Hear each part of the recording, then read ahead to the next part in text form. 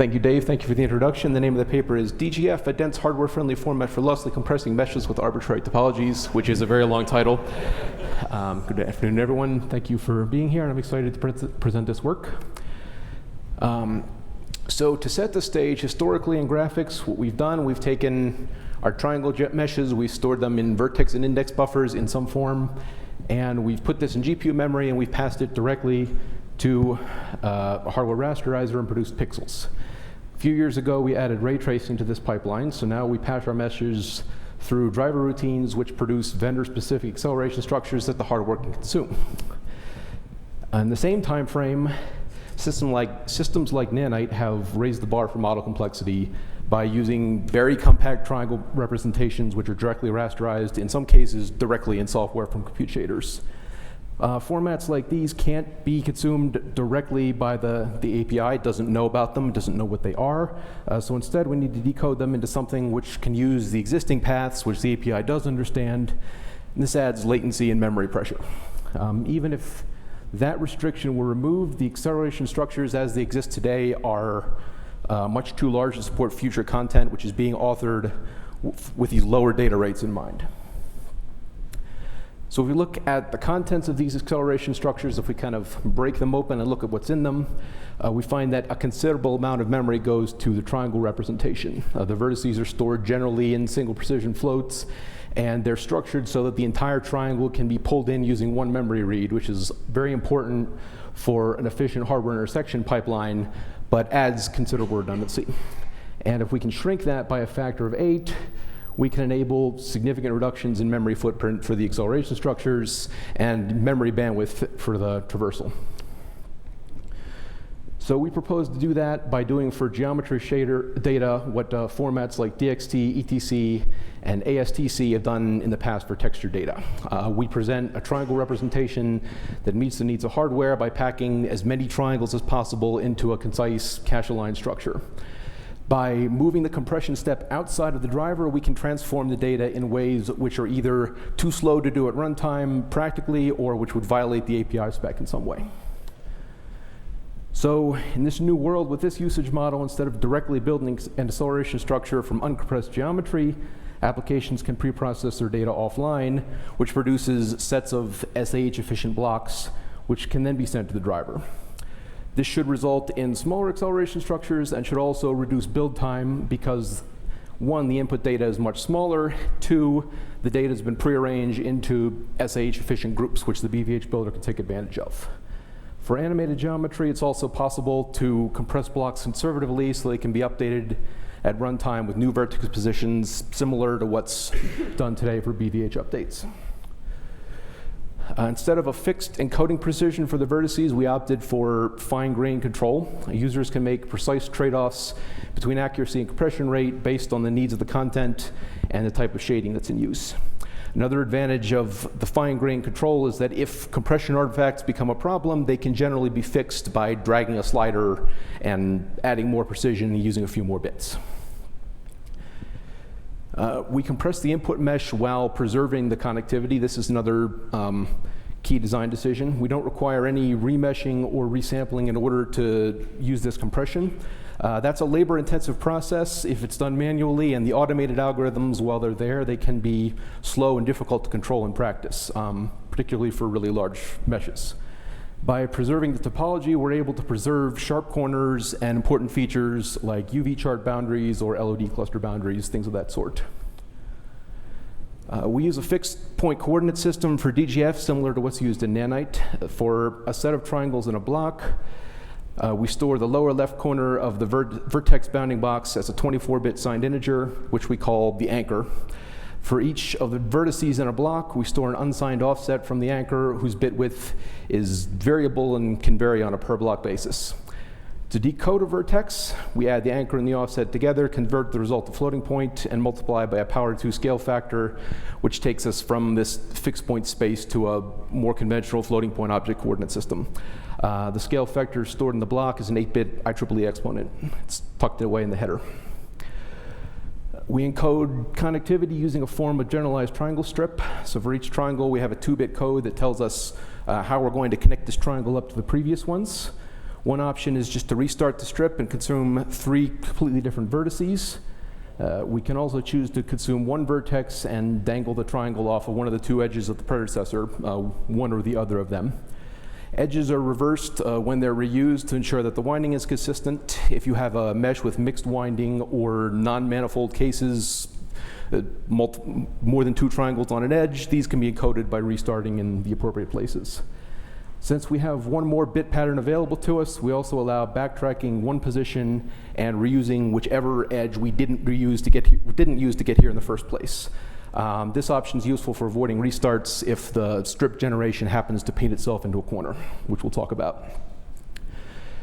Vertex reuse is very important, so we also store a compressed index buffer for the strip. After building a strip for this mesh, if we sort the vertices by first use, we end up with the index buffer to the right. And if I highlight the indices that we've seen before, we see that all of the first use entries, which are the white ones, are always going to be sequential. This means that instead of storing these, we can store 1 bit per index telling us whether or not it's the first one. And every time we see one of these, we can increment a counter to generate the index value. The non-first indices, the red ones, still need to be directly stored, but we have a lot less of them to deal with now. In order to form these strips efficiently, we need the ability in the encoder to reorder the input triangles and to rotate vertices in a winding preserving way.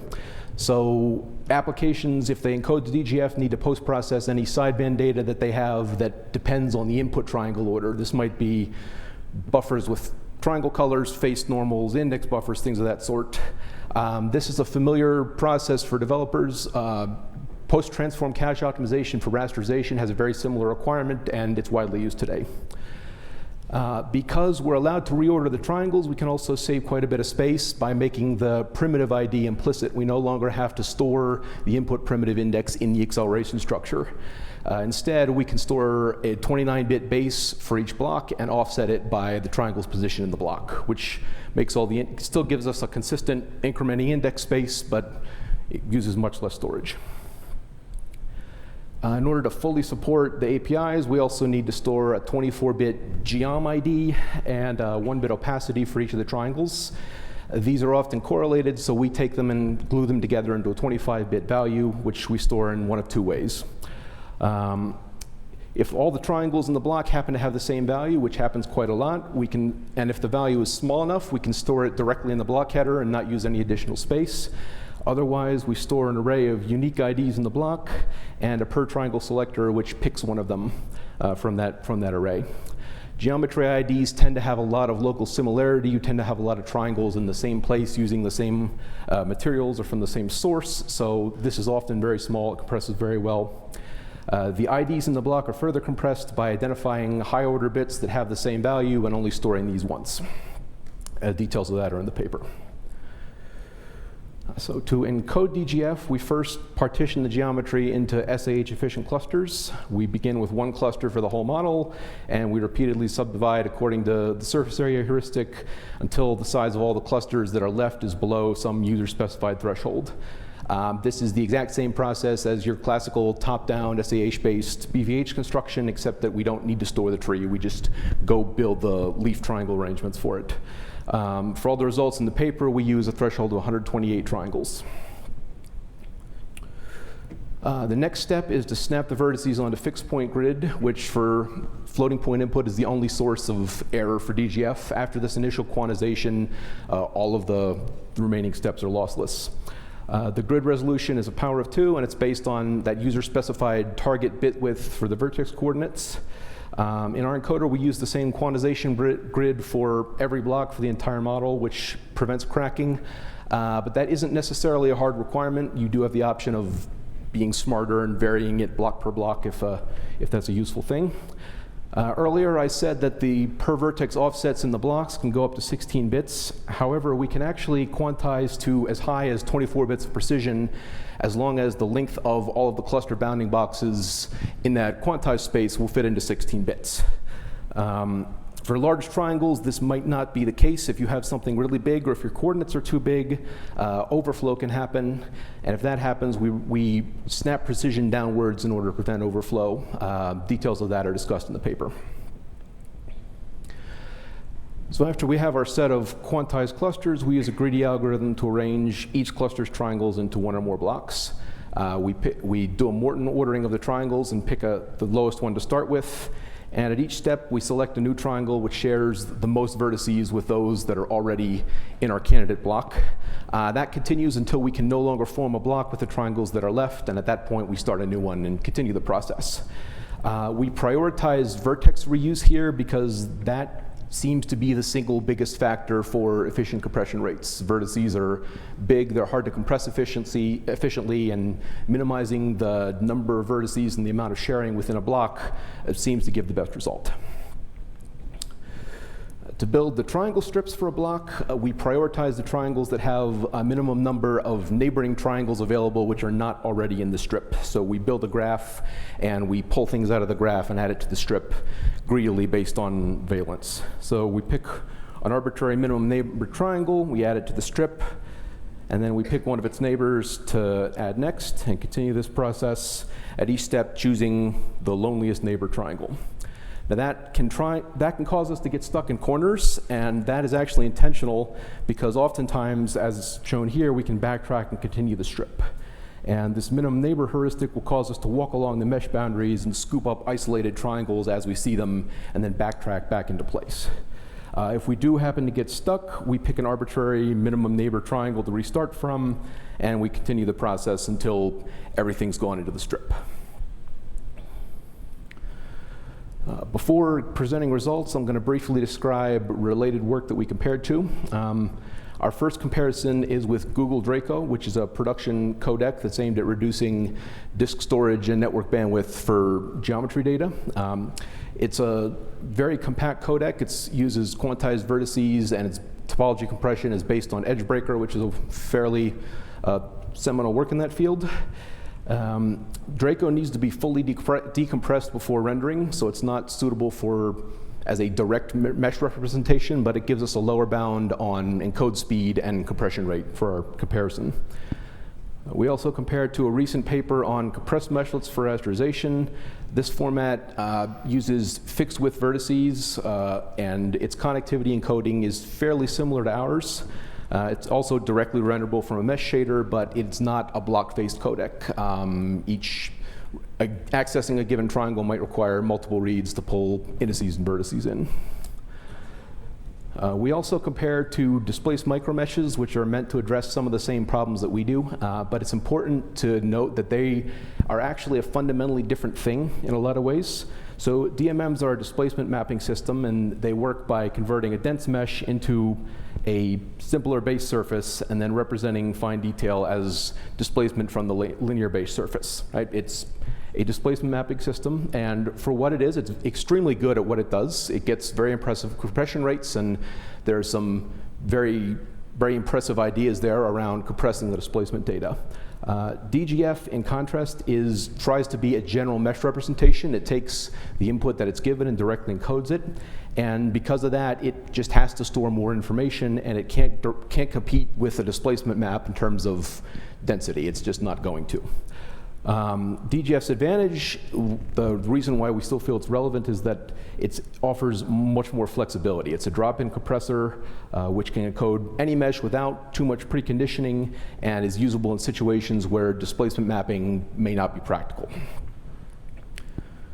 Right, so our first graph shows compression density for various models. These are all fairly large models with I think the smallest is 6 million triangles, and it goes up from there. So the dark gray bar is the reference meshlet system, the mesh shader-based one. The light gray bar is DGF. We see that DGF edges this out because it performs more aggressive compression, but as expected, DMM, it gets a higher rate, and Draco gets a higher rate. Here we're looking at the effect of target precision on the compression rate for a range of models. What's unsurprising here is that the higher your target precision, the larger your size on average. But there's an interesting thing that you can see from the graph is that the spread also increases as the target bit width goes up. This has to do with differences in the meshes that are in the data set. Some meshes compress better than others. If you have a really dense mesh with vertices that are close together, the encoder can use smaller offsets for those vertices, even if the initial quantization precision was a lot higher. If you spread the vertices apart, you start needing more and more precision to represent, fully represent the maximum precision. But if you reduce your quantization factor, then those more highly spaced vertices start to need less space, and it starts to even out at the left side. Meshes that have a lot of access to the line geometry also benefit because we can turn down the bit rate on one of the axes if you're axis aligned most of the time, or if you're mostly axis aligned, you don't have to store as much. Here we're looking at compression time. We see that Draco's very good. I was actually impressed by how competitive it is. Even for these very large models with the tens of millions of triangles in them, the DGF compressor has a ways to go. There's considerable room for improvement here in terms of implementation quality and algorithm and even multi-threading, which we don't do in any of these results.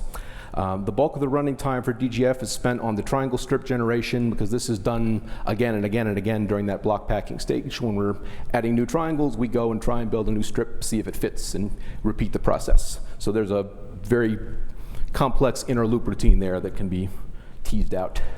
DMM doesn't fare very well because it does a lot of complex pre-processing to take this general input mesh and convert it into a form that a displacement map can handle. There's probably room for improvement there on implementation quality, but fundamentally the method needs to do more work to encode a general mesh, and this reflects that. Here are some traversal performance measurements. For this, we implemented 3 different experiments. The tallest column is an intersection shader, which does a conventional software right triangle intersection against a vertex and index buffer, and it uses a DXR intersection shader with 1 procedural leaf per triangle. The middle bar, the light gray DGF one, is doing the same thing, but its intersection tests against DGF blocks instead of the vertex index buffer. So considerably more computational overhead to do the decoding, but much lower bandwidth. We also compared to a DMM proxy, which intersects the base triangle for the DMM, but builds the BVH using the ABBs of the extruded prisms, which is representative in terms of memory bandwidth. Graph is showing the number of last level cast meshes, which is a strong predictor for performance in a hardware implementation, and as you can expect here, the smallest structure wins. DMM has a particular advantage in this case because it's building a BVH over a much smaller number of things. There's fewer base triangles in our input, and as a result, there's fewer internal nodes to traverse, and they get a benefit from that. So speaking of internal nodes, the last set of results is what happens if we take our DXR BVH, rip the triangle data out, and put DGF blocks in its place, but leaving the internal node structure the same. So we're looking at the relative size of the acceleration structure if we do that as compared to the DXR BVH in our target architecture. The left-hand column, the 2 triangles per leaf, is roughly what this target architecture does, and we see about a 50% reduction there. If we're willing to do more triangle tests at the leaf level, we can eliminate some more internal nodes and see a proportional larger benefit. It's also worth noting that architectures with smaller internal nodes will see a much larger proportional reduction, and this target architecture is actually the industry leader in internal node memory footprint at this time. Yep. So, in conclusion, we presented a general purpose geometry compression system which has the potential to improve all aspects of ray tracing. It's relatively simple to integrate into a content pipeline. Several topics for future work. We need to study this in the context of rasterization. We need to take a closer look at BVH construction and validate that hypothesis that build time will get better. We think it will because n is going down by about a factor of 30 for that hierarchy construction step, but we need to prove that out. We also need to investigate animated content. How well does this fixed point quantized content hold up as you're moving things around and animating it? And lastly, where I think I see a big research opportunity, there's a lot of room for improvement in that initial encoding algorithm. There's probably a lot of things that you could try, and probably things that you all here thought of that I just didn't try yet. That's it. Thank you.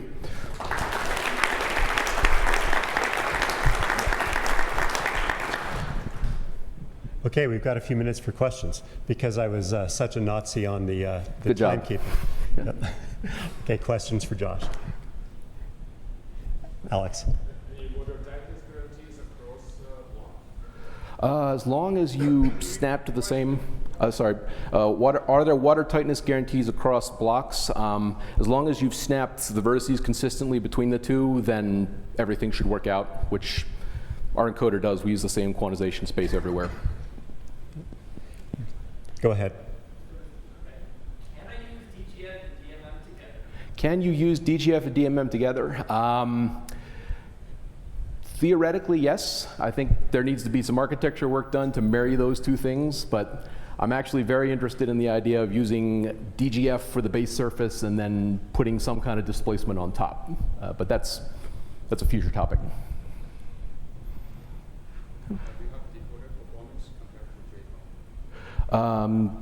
Do I have decoder performance compared to Draco? I don't have an apples-to-apples comparison on the CPU or anything like that, so no. Yeah. I think I saw one more hand. Okay, yeah, go ahead, Alex. So if I start pushing higher compression ratio, how do I know how much do I lose to the metrics you can give? Because it's lossy, right? So Yeah. I don't know how much lossy I'm getting when I'm getting higher ratio. Yeah, Estimates or anything, whatever. I mean, you'd have to derive something based on the size of, The question was, how do you measure the amount of error as you drive up the compression bit rate? Thanks, Dave. You'd have to, it's some function of the object size and the bit width, and you could probably measure what the minimum rounding error is going to be there. So if you wanted to expose it in terms of maximum world space distance, you could do it that way too. It's just different math. Or you could just decompress it and compare the decompressed result to the pre-compressed. Yeah. Okay, I think that's it. Let's thank our speaker one more time. Thank you.